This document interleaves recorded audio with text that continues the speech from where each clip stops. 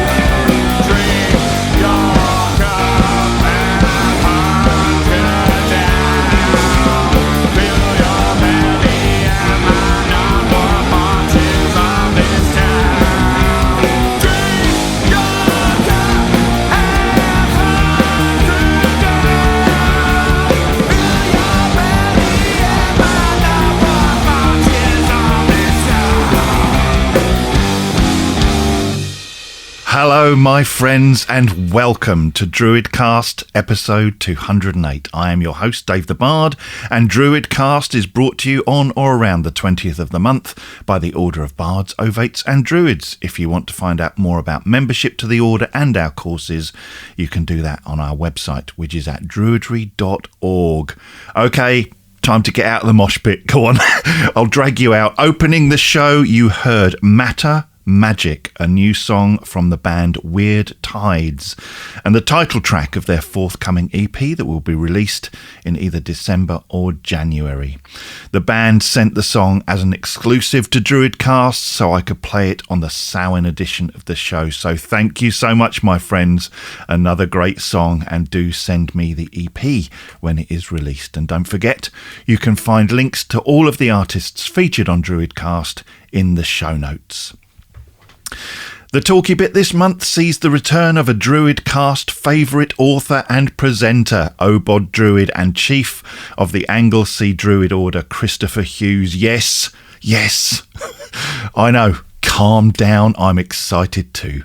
His talk is about the connection between Druidry and Witchcraft and was recorded live at last month's Mercian Gathering. Now, if you've heard Christopher talk before, live, you will know that alongside his Druidry, he is also a comedian drag queen who goes by the name of Maggie Noggy.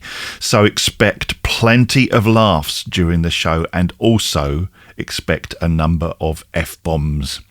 I started to edit the talk to try and have a clean rating for this show, but to be honest, look, this is Christopher's style and his words, so I gave up and left them in. This show, therefore, has an explicit rating, and if that bothers you, just don't listen to this with little Jimmy in the car, okay? Christopher is also currently on TV presenting an absolutely incredible documentary about death from the perspective of different cultures around the world called Maro Gida Chris. It might be Maro Gada Chris, because I think the Y is an sound in Welsh. Death with Chris. It's presented in Christopher's first language of Welsh, and there are subtitles if you watch it on BBC iPlayer. You can watch the first 2 episodes now by going to S4C section of the BBC iPlayer, and I think you can watch it outside of the UK by registering on the S4C website. I'll put a link in the show notes anyway. So my friends, clear the children from the rooms, grab that cuppa and enjoy this month's Talky Bit with Christopher Hughes. The Talky Bit. And by the way, I'm half from Anglesey and half from Carnarvon, which means, I'm full-bodied and have a mouth like a sailor. If you are of a sensitive disposition, the exits are there. Well, with that, and a shitload of jet lag flapping about here.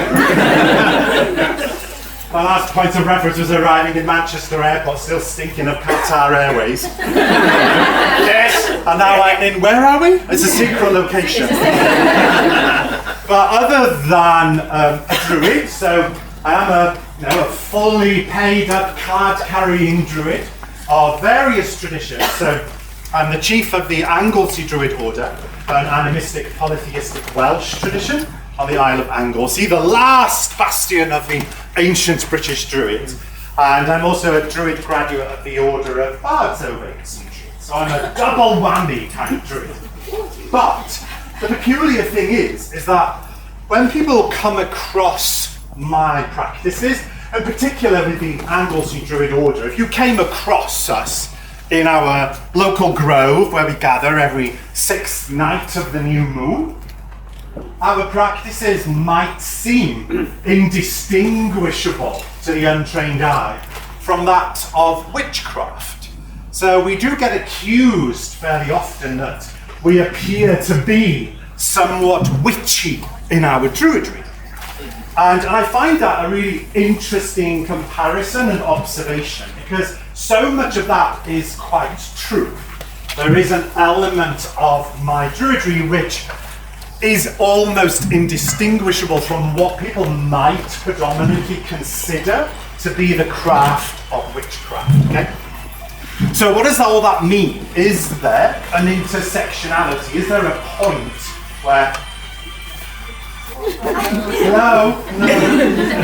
So is there a stark and marked difference between what we define as witchcraft and what we define as druid? And if there is a difference, what are those particular differences? And perhaps we might distinguish or define that witchcraft is predominantly, only predominantly, not exclusively, involved with the practice or the art or the crafting of magic, right? But does that have a place within Druidry? So if that's what witchcraft predominantly is, that's not to exclude the fact that witchcraft doesn't have a religious connotation, because of course it does. The Wiccans in the room will understand. There's a religiosity to their practice of witchcraft. So what is Druidry? So the way that I define Druidry is that it's an animistic, polytheistic, mythocentric, land-based, nature-based practice of spirituality that is, again, predominantly perceived through a Celtic worldview. So that the inspiration for Druidry came from the various Celtic nations, right? So Brittany, Cornwall, Wales, Ireland, the Isle of Man, Scotland, but also parts of Celto-Iberia and parts of northern France. So that worldview gives this flavour to this expression of spirituality and practice that roots it in a place. But we also have to break that down a bit, break it down to bite-sized pieces. And one of the bite-sized pieces which a lot of people can have a problem with is the term animism. So somebody shout out to me, what is animism? Everything has a spirit. Lovely. That's perfectly gorgeous. In a nutshell, everything is a residence or is an inhabitation for the divine spark. Like everything. But the thing is that indigenous animistic cultures to this day, they don't have that word within their vocabulary at all. Because the word animism didn't exist prior to the 1800s at all. There wasn't a word for it prior to the 1800s. And if you were to look in the Oxford English Dictionary, it would tell you that the meaning for animism is this, according to Oxford, right? The attribution of a living soul to plants or inanimate objects. Now, there's something wrong with that statement, isn't there? Because it's a circular definition. There's a logical fallacy in there, in that it takes a foundation of inanimacy as normative, right? So that everything in the world is essentially inanimate, and they place an abstract idea onto it to make it an animism. And that's kind of peculiar, because the animistic principle is that everything is crackling with life, crackling with energy. So when we consider that animism is something that is normative and mature, it's a grown-up way of seeing or perceiving a spiritual principle, we can become kind of lost in its meaning, But one of the ways in which we feel animism, because I'm convinced that we feel it, we don't logicalize it, we can't rationalize it. It's something that we feel, and you will have all felt it. The animistic principle in nature is that which you feel when you're in the woods by yourself, all alone. You don't have the support of your coven or your grove or your group. You're there alone. And it reaches out to your spider senses, and you're like, oh my God, I'm not alone. You've all felt it, right? Or that time where you're walking home by yourself in the dead of night, and it seems that in the dead of night, when your senses are already depleted, the animistic principle will reach out and go, oh, hello. And then you suddenly realize that, oh my God, I'm because it suddenly makes you feel uneasy. And in that uneasiness, we do something rather peculiar and very telling of who we are as people. You'll have all heard it. I'm sure just like me, you will have said it. You'll have gone to a friend and go, oh, I was there, I was in this cemetery, right? And I was in this burial chamber, and I could feel something. Oh, it didn't feel right. It didn't feel right. It felt wrong. It felt as if there was something in there that was unfriendly, rather than something that's just like going, "You all right, love? How are you?" And it's touching you. That's the animistic principle. Crackling with life, crackling with vitality, you know? But animism is problematic, right? Because it's an ism. And an ism is something that you logicalize, something that you rationalize. How can you rationalize and logicalize that which you feel in the core of your being that's causing you to feel like you're touching cloth? You know? So they place that on other things. People will often say Druidism. I'm like, bitch! It's not an ism, you know, it's not an ism. Druidry and witchcraft share something really powerful in connection with one another. And that's that the term witchcraft ends with a verb. It ends with craft, with crafting. It's making something, it's doing something. And the term druidry, the re is a verb. It is something that you're doing, not thinking about. You're doing it. You're there within the animistic cauldron, feeling and doing and responding to it. But what we've done in modern vernacular speech is that we've made it sensible. So to modern secular science, every single person that inhabited a previous or a past animistic world were basically all wrong. They were wrong, they were stupid, they couldn't rationalize the world that they lived in, so they had to fill it with spirits. Or might it be instead that they thought the world was filled with spirits because it is filled with a spiritual principle, you know? And it ties us and connects us to this concept of land and the relationship that we have with the land. Because all of us are undoubtedly a part of this world.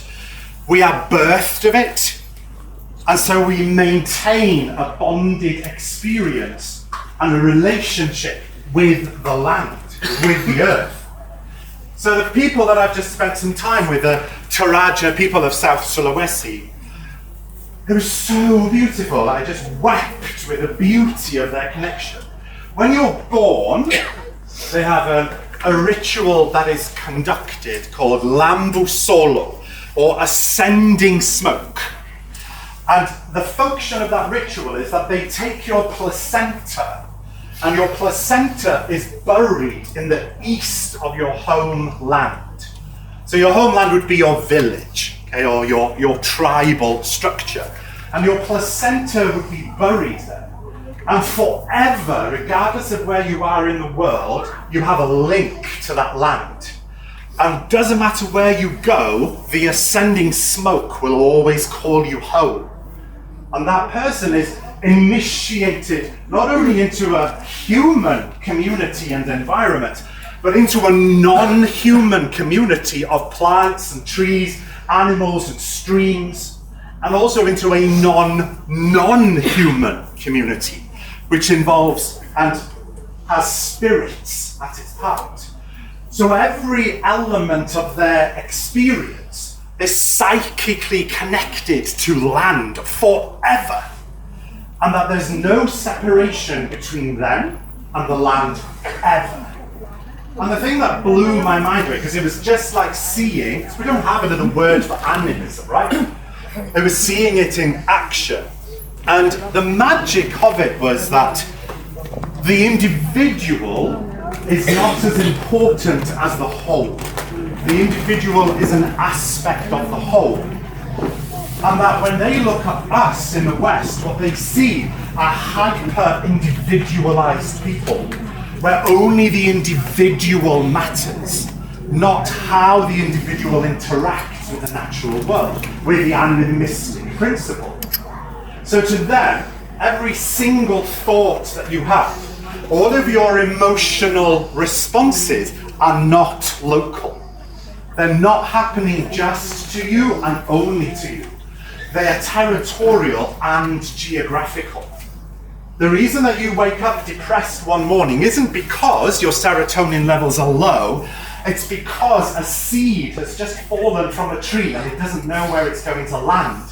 And its thoughts range out like weather patterns, and you pick it up and then emotionally articulate something that is happening in your biosphere. Is that amazing? Isn't it? That your thoughts are not wholly your own. They're geographical and they're territorial. I was clutching my metaphorical pearls. I'm like, oh my God, this is the most beautiful expression of animism that I've seen, you know? It was absolutely gorgeous. So animism is something that links and connects the very heart and spirit of witchcraft and also of Druidry. So I would define that my Druidry is a spiritual practice that I put into action in accordance to certain worldviews. And my worldview comes from my tribe. It comes from my language, which is Welsh. It comes from my myths, which are Welsh. Rooted in Britain, a long time ago. These were Brythonic tales. In their current iteration, we call them Welsh tales. Welsh gods, Welsh goddesses.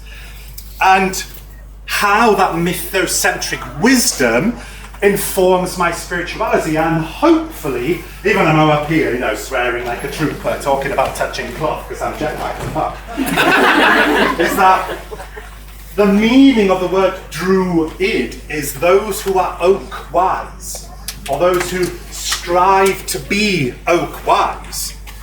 And, you know, sometimes I don't feel particularly oak wise when I've taken to my bed with a 1 kilogram bar of Galaxy milk chocolate, watching reruns of RuPaul's Drag Race. But I'm on a path of wisdom.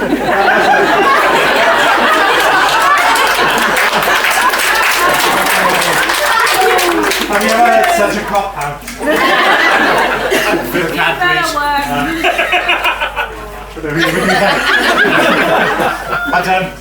But that path of wisdom is important because it has these practical elements to it. It has these elements to it where there's something that I do. So that druids, as well as witches, none of us are defined by what we believe. Surely that's reductionist, it's basic, it's boring. That we're defined by what we believe. Instead, we're defined by what we do. And how we move through the world, how we as magical spiritual people interact with the world, how we discover what your medicine is. All of you have been chosen or chose to be here in this life because all of you have a medicine to give the world. And that could be really mad and bonkers and Nobel Peace worthy. Or it could be that you're just a really good friend, you know, and somebody will really take comfort in and listen, you know, and that's your medicine.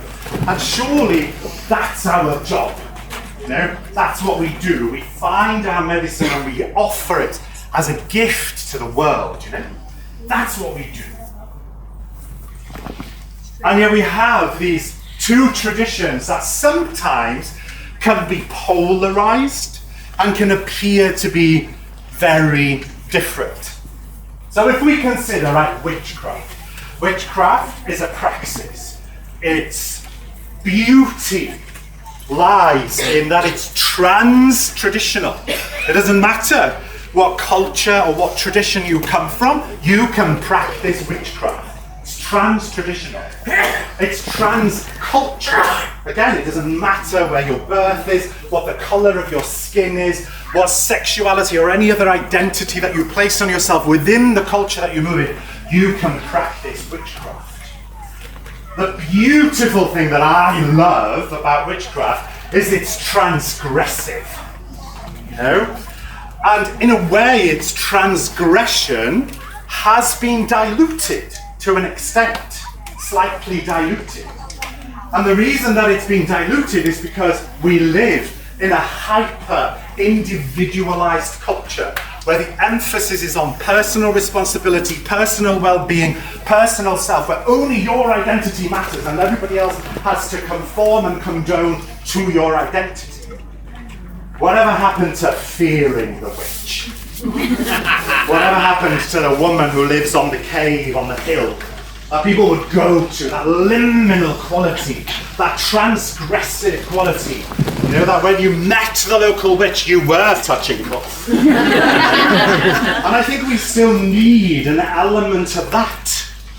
The element of intrigue, an element of mystique and mystery, because the witch is touching it, she's licking mystery. It's imbibed into every cell of his body, you know? They are there on the edge, but sort of incorporated, but they're there on the edge. I love that about witchcraft. It's an element of practice that I participate in that is unsafe. Nothing is safe about witchcraft. And I should never, ever be safe. What a boring word, to be safe. We're obsessed with safe spaces. The witch doesn't occupy a safe space. She's transgressive. He's on the edge, you know, waiting to devour you. So, when we break it down, Druidry and witchcraft, what do they have in common, right? So we'll start on the platform that both of these elements that we are all familiar with today are neo practices, right? So they're neo only in the respect that they're fairly new, but there's nothing wrong with that, is there? There's absolutely nothing wrong. There was a point, do you remember, in the 90s where everybody was a hereditary witch? Nobody gave a shit today. Oh, you were, yes, I was in a secret club, and oh, we had power. We had this whopping great big book of shadows. Well, I could do it. Oh, it was burnt in house fire. And you're like, oh, come on, girl. You know, there was this obsession of authenticity because somehow we fear or don't trust if something is new that it doesn't have authenticity. Well, that's a crock of shit, isn't it? Yes. Because Stonehenge was new once, and you bet your bloody bottom dollar that Mrs. Evans down the road was like, oh, look at them arseholes building that. Oh, no. Next thing you know, she's there every winter solstice down in fucking Wormwood. Everything was new, right? Everything was new. And so were our beautiful, amazing transgressive traditions, you know? And the thing that's amazing about it is that within our modern history we have these two men, and both men were wonderful, inspirational, unhinged, fabulously unhinged. That's what gave them such impetus to create something that all of you in this room are a testament to its power and its validity and its beauty and vibrancy because of these two men. And if we'd have met those two men today, what would we do? In TikTok culture, we'd have cancelled them. They'd have been cancelled immediately, you know? But if we look at both of these men, just for a second, both of them were members of a nudist club in Hertfordshire. You know? Oh no, you don't want to see this naked, you pay your taxes and rates. But they were, both of them had that in common, you know? Gardner was in his 50s. He was married. He was self-educated. He was a hedonist. But at the same time, he was slightly conservative, a peculiar mixture. I can't see Richie Sunak occupying the seat. Whereas, in contrast, Nichols was in his 30s. He was a bachelor, probably on Grindr, or whatever the equivalent was back then. You know? He was a Cambridge academic. He was an ascetic. He was a socialist. In a way, both those men should never have got on. But when they came together, instead of cancelling each other out, the spiritual principle flowed through both of them. And it's, oh my God, you know, clutch your metaphorical pearls. I was like, and both of them had these really, really powerful women at the helm of what they did. Really powerful, formidable women. Doreen Valiente was there on the side of Gerald Gardner. Vera Chapman was there at the side of Ross Nichols. They didn't exist in a vacuum. They were part of a whole, part of influence, you know? Neither of them had children.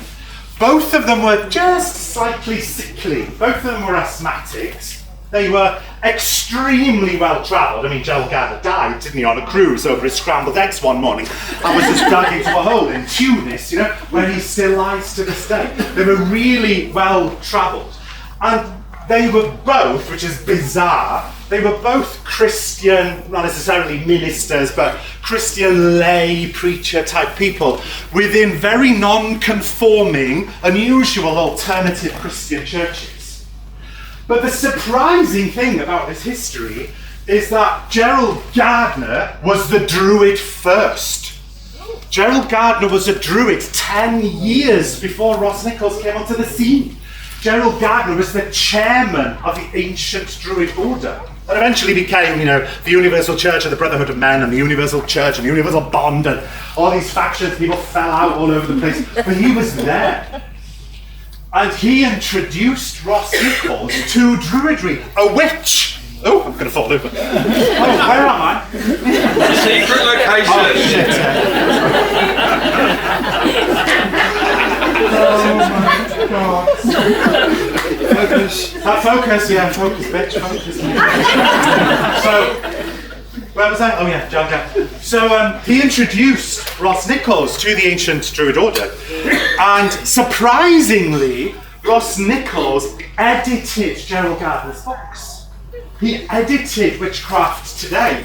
It was a witch and a druid who were both druids, But in stark contrast, Gerald Gardner went on and he forged and created, again, not in a vacuum, with Doreen Valiente, with Dottie Clutterbuck, with all of these, amazing associations. He created a sensual, hedonistic, visceral, powerful tradition that had magic and the crafting of magic at its heart. Beautifully sensual it was. On the other hand, Ross Nichols, who was probably more intellectual than Gerald Gardner, chose to go with artistry, with bardism, with the power of the spoken word, as opposed to just the crafting of magic. So there was less emphasis on spell casting and more emphasis on connection through bardism, through artistry. So Gerald Gardner, of course, after his time with the ancient Druid order, went on and created Wicca. Yay! Yay! You can tell the Wiccans in the room. Ross Nichols, he went off in the other direction and formed the Order of Bards, Ovates and Druids. Which, of course, still, both of these traditions exist to this day. And rather than polarising each other, they complemented one another. Isn't that fabulous? Yeah. There were no differences in their eyes. Both of those traditions became mirrors for the other. Both traditions became groves in their own right. But at the centre of each grove, in the centre of Wicca, there is a sapling which grows the acorns of Druidry. And in the grove of the Druids, in the centre, there's a sapling that grows upon it the apples of Wicca and Witchcraft. And if we were to remove those saplings from those groves, both of those traditions would be the poorer for it. Because they've relied upon each other for their birthing, for what you are looking at now, a room full of people inspired by that movement. By that inspiration, Isn't that fabulous? Clutch your metaphorical pearls. Because there's more. And I love that the seeds of those trees are what are sitting in this tent right now. You are those seeds. You are the new forests of Druidry and Witchcraft rising up from the groves of those founding fathers, And wherever they are today, on the edges of forever, I hope that whatever essence of them, when they see gatherings like this and their names sung in praise, that they kind of go, I did that. There's an element of pride in there, And of course, both are very similar in many ways. Both of them celebrate 8 stations of the year, which again is this amazing attempt to connect to that animistic quality, right? To that animism in the land. Because we've lost that. we've lost the ability to understand how we are in connection with nature. But there's also like a cultural continuum in which those traditions move, you know?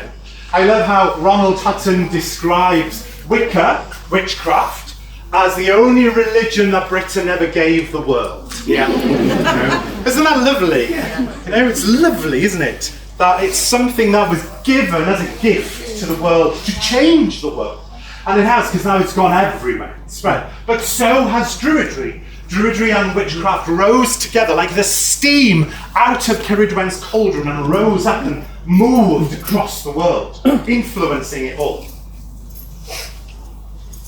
But with Druidry, something really peculiar happened.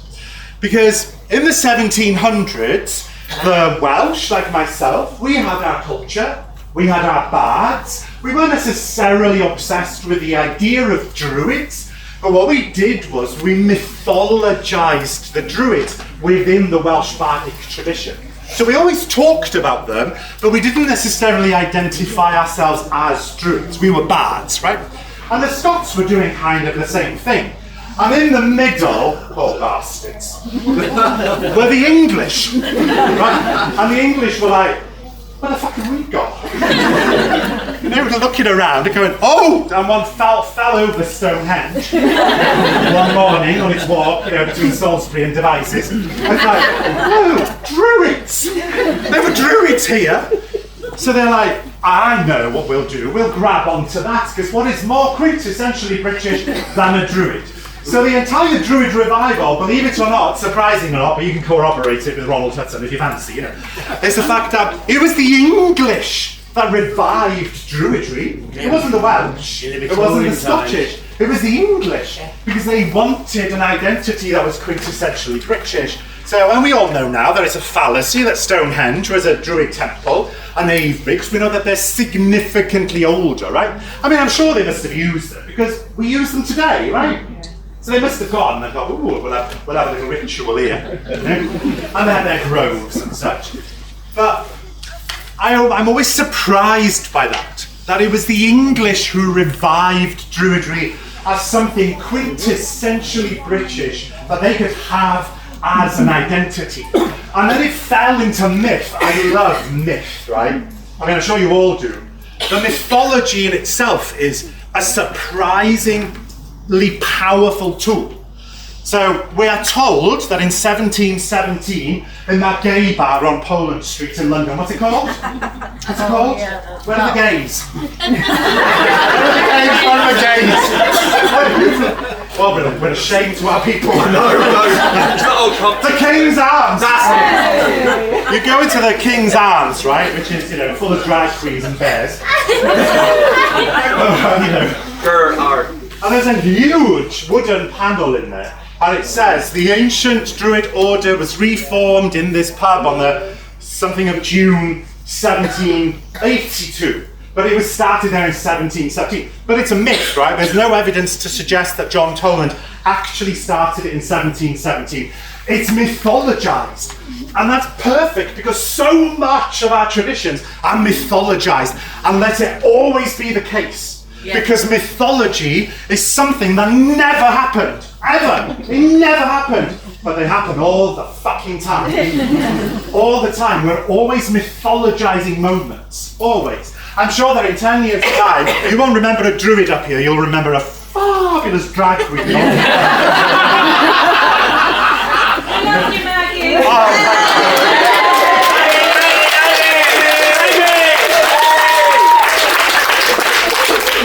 So, just in case of you some don't know, on a slight tangent, I am Wales's premier television drag queen. With her own shows. Any translations on the shows though? We can't understand them. But sometimes, I don't know, the humour just doesn't work. She's Maggie Noggy, named after the body of Mythicos, because she's immortal. Maggie Noggy. Anyway, the tangent. I don't want to know. But mythology is really powerful, right? So powerful. So we have no actual idea if that's what happened in 1717. It's a nice story that we tell ourselves. But from that point onwards, something remarkable happened again. Because suddenly the Welsh and the Scottish are like, what the fuck are the English doing with our druids? I'm like, what? They're ours. So what's going on? And they're like, oh, we're not having that. You know? So the Welsh were like, oh, hell to the no. So what did the Welsh do? Because of Iolo Morgannwg, you were probably all heard of Iolo Morgannwg.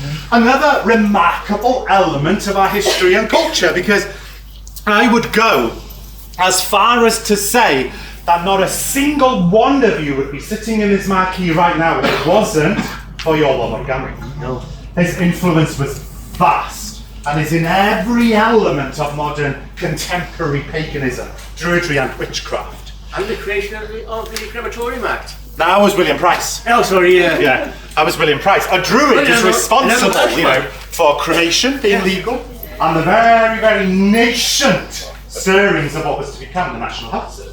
It was a druid in a onesie. Google it, Dr. William Price, and you all want one of his onesies. I love about that. The fact when he was cremated, his wife sold tickets. 20,000 of them. I know! And then promptly disappeared out of history. Barbados. What a lovely story.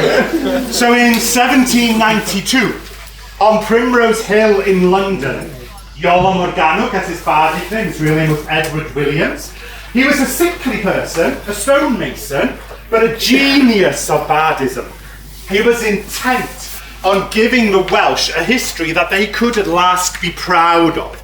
So he invented a history within a bardo-druidic context, which was kind of there. It wasn't a far stretch, of the imagination. Because, we've had the Normans after the Romans, and then we'd had the kings of Dublin, and then we had the Anglo-Saxons, it was like, oh, everybody. Then we had Edward I and his fucking castles, but, we monetise them now. And, where was I going? Jet lag, hold on. Yeah, there we go. Yeah. And so he stood on Primrose Hill, 21st of June, 1792. And he took 12 pebbles out of his pocket and he formed the first circle of the Gorsedd of Bards of the islands of Britain. And he did it in London, not in Cardiff or Carnarvon. It was London. And the Gorsedd of Bards of the island of Britain was established right at that point. And something remarkable happened. Druidry, as he stepped off that hill, two paths emerged in front of him. One went down a cultural expressive route, the other went down an occult route. And they seemed as if they were both going in different directions, never the twain to meet again, but they have met again. These two. So when you Google Druids in Wales, what do you see? You see the Druids of the Gorsedd of Bards of the island of Britain at the National Eisteddfod of Wales in their blue robes, their green robes, their white robes, with an archdruid at the head. She's fabulous. We've got a new archdruid. Her name is Mererid Hopwood. She's doing a fabulous job. And last year, against all the odds, blowing my own trumpet, because you never know where the fuck I'll do it, I was initiated into that order. And became, a pagan druid within the cultural expression of Druidry, which was like a momentous thing. I never saw the day that would happen, So it always has a cultural lens and a cultural viewpoint. And all of the Druidries are slightly different depending on what culture has inspired them, and the thing that is really, really fucking annoying is when a Celt, I can say it because I am one, when a Celt points a finger at an English person and says, you can't be Druids, you're not Celts. And they don't realise that they're pointing three fingers straight back at themselves. Because it was you that brought it back. And we are forever grateful, and we acknowledge that. It was the English that were responsible to bring Druidry as a practice, a bona fide, genuine, authentic tradition back into play. So don't let anyone ever tell you that you don't have a right because you're not a Celt, because it's not a bloodline, it's a cultural expression. And we can all appreciate culture, right? You don't need to be born You know, in llawer pwll dwi'n gysgol edrych yn obos yn sili goch.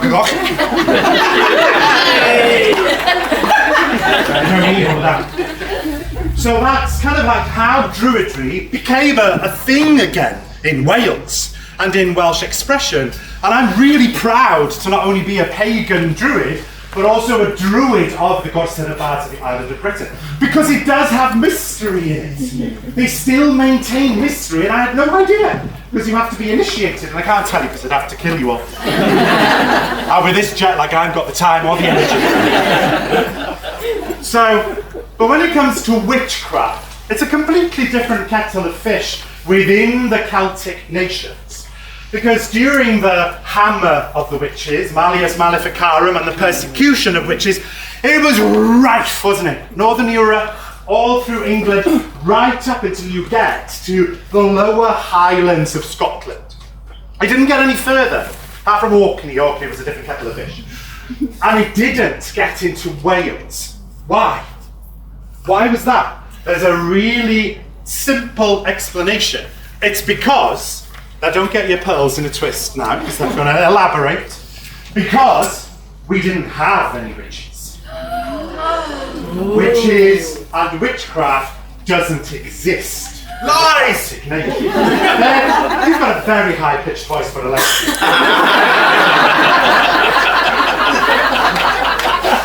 I'm so glad you said it. Where was I? Oh yeah. So why is that? Thing is, right, in the English-speaking world, people feared witches. They feared them because they were taught and they were programmed to fear them, right? And they were never witches, were they? They were, you know, Mrs. Bloody Williams who lived down the road who just had a nicer rose garden than you did. Next minute, she's poisoned your cows, you know? And next minute, oh, she's gone, you know? Tortured. Whereas in the Celtic nations, what did we fear? Fucking fairies.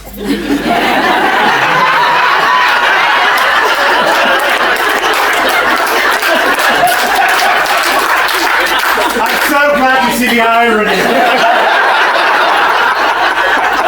Because I was not rhetorical.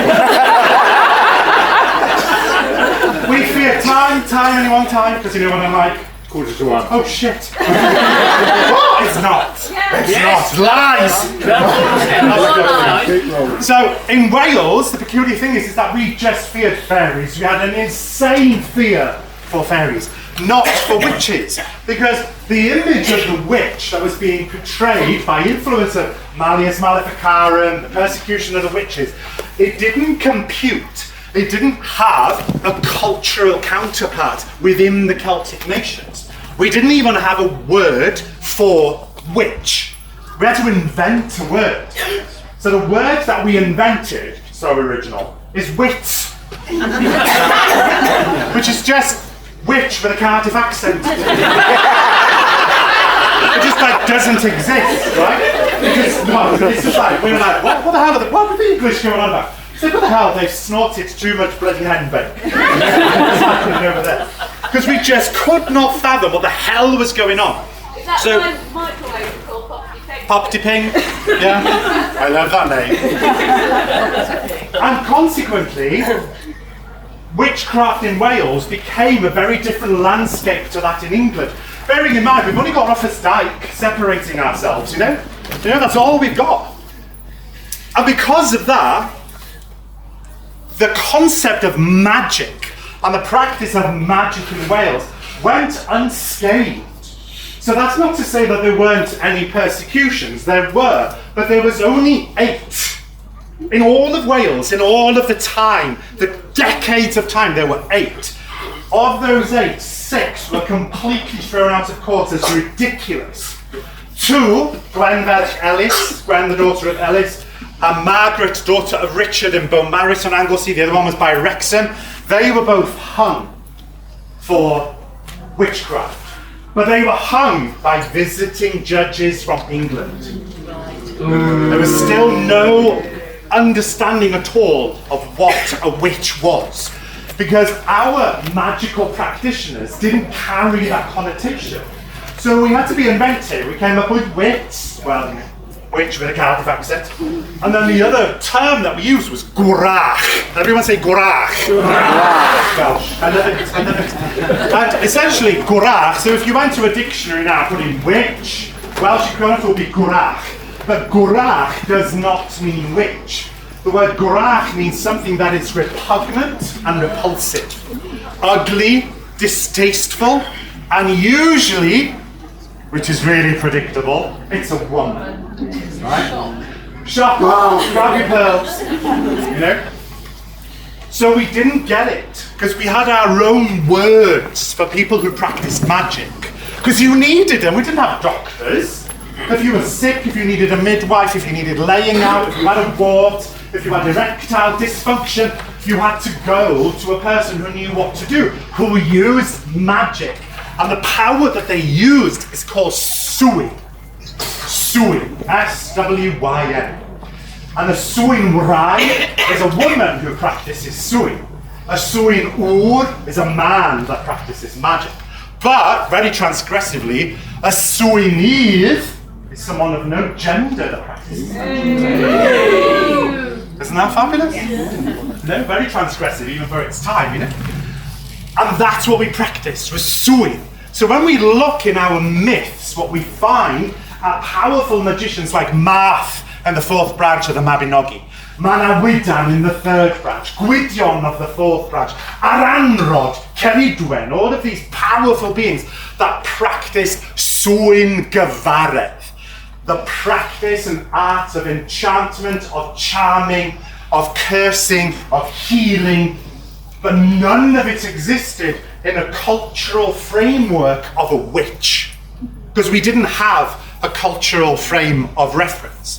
So when I practice swyn gyfaredd, which I do, it is indistinguishable culturally to you from witchcraft. But culturally, there's a vast difference in the terminology that we use. And at the heart of it is this quintessential, powerful woman, a very powerful woman, who organised and was a catalyst for that power. Somebody tell me her name. Ceridwen. Ceridwen. Mam rawen. Ceidwad y pair. Diwyes awen. She's the mother of witchery, the mother of magic and of awen. She is the quintessential witch goddess of the Welsh. We just don't use the word witch. We just use the word swyn. She's a swyn wraig, a woman of magic. And she's at the heart of it, the director and the conductor of awen, that force and blessed breath that runs through the entire universe and blows through all of you. She's its director. And could you get a more stereotypical witch image than Ceridwen? I mean, she's got a fucking cauldron. You know? She changes, you know, into a greyhound, into an otter, into an eagle, into a hen. She devours the profane in order for the sublime to rise. She takes no shit. And in the book of Taliesin, she tells her children what she demands, not asks, demands of her children. She says this: this is my cauldron, this is my chair, and these are my rules, bitch. In the house of Dawn, I am the most knowledgeable. She's power, she's intrigue, she's a witch. An amazingly powerful witch. But what we did, because of the influence of the English language, we started to demonize spiritual principles within our own culture. Our own culture started to turn against itself. And it did so and came to a climax in 1858, where what is called Brad y Llyfrau Gleision, or the treachery of the Blue Books, which was a Westminster scheme to study an investigation into the state of education in Wales. Because Westminster, to this day, cannot deal with the fact that there are people in this country that have the audacity to speak a language that they do not understand. They cannot deal with it. And they were intent on destroying it. The Welsh not. The Welsh not.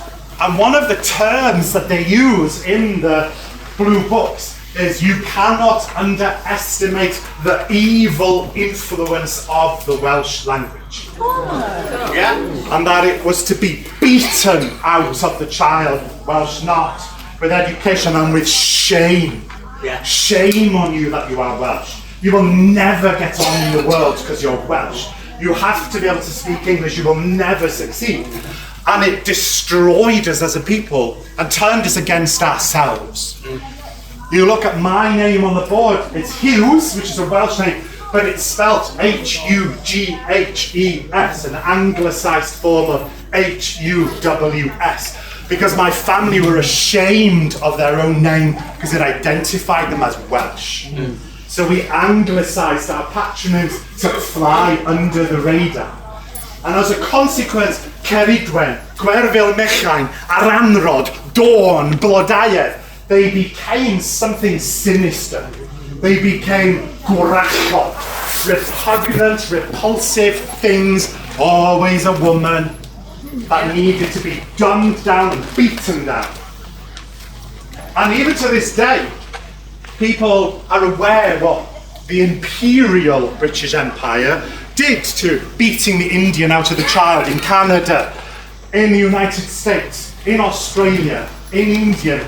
But we rarely think or appreciate that to this day, my country is colonised by Westerners. We are still a colonialised people who still live under the shame. And that shame came into our magic and destroyed elements of our magic.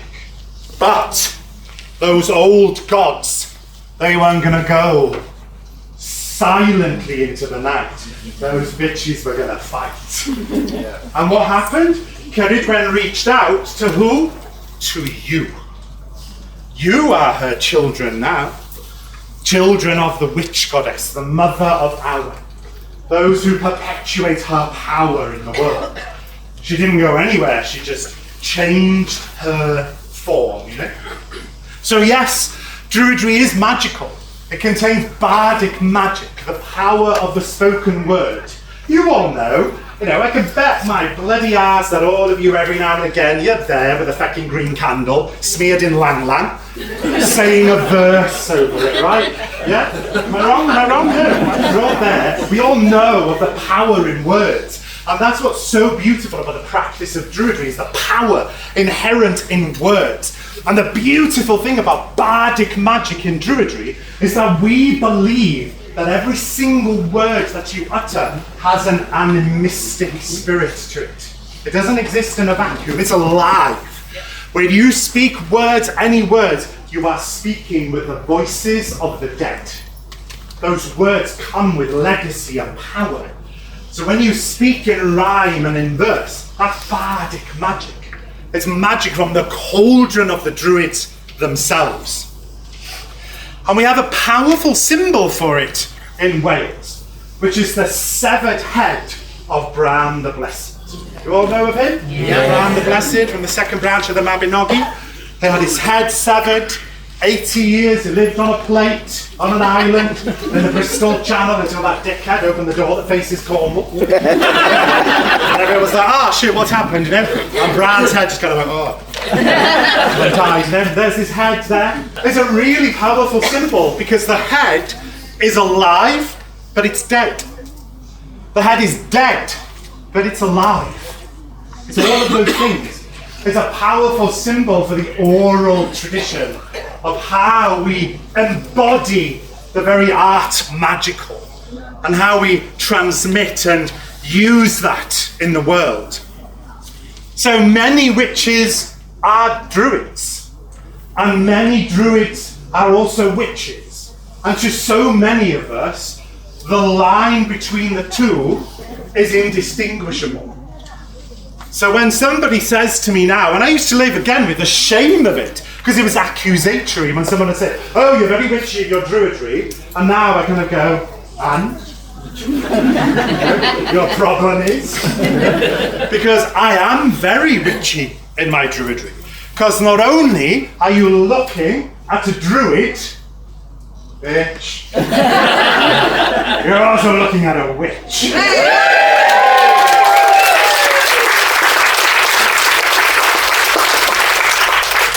I am a Druid by definition of my spirituality and how I attempt to walk through life. I am by definition and by praxis a Suinith, a person who practices magic. I am both of those things because the commonality and origin of our birth is a bridge that serves to unite us far more than it serves to keep us apart. We come from the same place. So if somebody ever asks you, can I be a witch and can I be a druid? The answer is a resounding, of course you fucking can. It's how you use the inherent wisdom within those traditions that defines who you are. You know? And how you use it. And sometimes let yourself feel unsafe in your practice. Let yourself be transgressive sometimes. Because we need that edge to who we are. Because we do have a foot in this world and one firmly in the other. And the currents swim between them all. There is no real defined line between those two things. Our fathers unite both sides of our spiritual expression. And may their memories always be cherished, along with Doreen Valiente and Vera Chapman. You know, and may they always be remembered. And when the wheel turns to Calangaeaf, when it turns to Samhain, stand and light a candle for all four of them. And call them into your space. Because remember that even when we die now, as the wheel turns towards the dark half of the year, we are all a continuation of ancestry. All of us. And at this moment in time, we find that our spirit has amalgamated themselves into the molecules of water and carbon and glitter. And we're just on our way to being trees and gentle summer rain. We're on our way to becoming harp strings that pluck, or the choir symphony of voices on TV or in person. We are all of those things. And just here in this very transient, very brief life, we can give the universe an experience that I'll never forget. So, live and shine and burn brightly with the colours of your traditions because they are colourful and vibrant. And don't skimp, celebrate it. You know, eat the fucking cake. So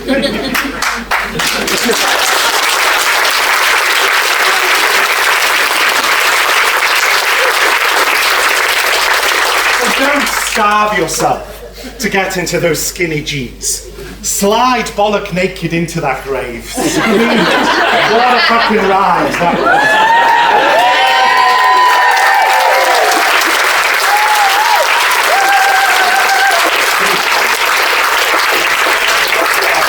So, with that, this is a druid, but it's also a witch. Yay!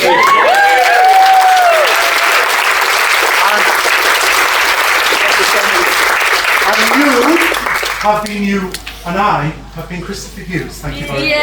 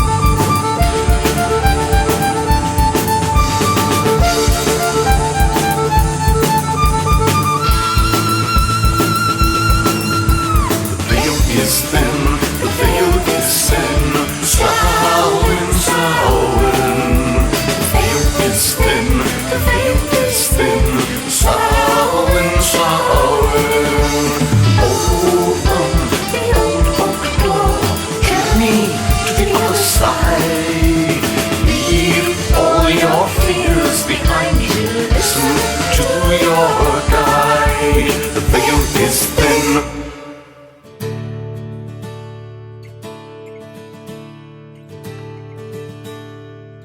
What an amazing talk that was, and thank you, Christopher, for allowing us to place that on the show. After Christopher, you heard Davey Dodds with his Samhain-themed song, The Veil.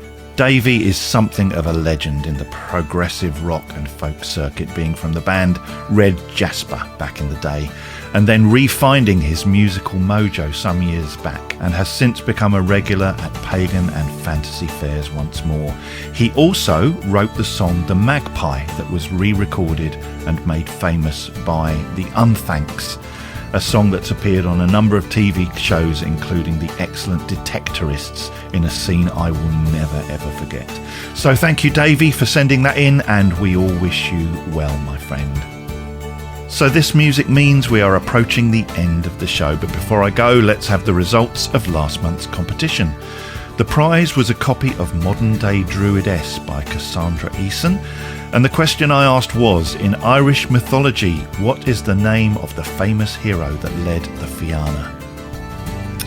Well, the answer is Finn McCool, and the first name drawn from the hat and winner of that book is Barbara Morehouse from Canada. Congratulations, Barbara. That book will be with you as soon as that good old international post allows. The prize this month is a copy of the brand new B Tarot by our presenter this month's Christopher Hughes. And the question I'd like you to answer is, in Christopher's talk, he discussed the legacy of two people. For Wicca, it was Gerald Gardner, and for Druidry, it was another man. What was that man's name? In Christopher's talk, he discussed the legacy of two people. For Wicca, it was Gerald Gardner, and for Druidry, it was another man. What was that man's name? Email your answer along with your full postal address to podcast@druidry.org, and one of you will win that fabulous tarot deck. Well, my friends, that is a show. Blessings of Samhain to us all here in the Northern Hemisphere, and a joyous Beltane to all of you in the Southern Hemisphere. I will see you again next month for DruidCast episode 209. But until then, I wish you all as ever, peace and blessed be. Goodbye.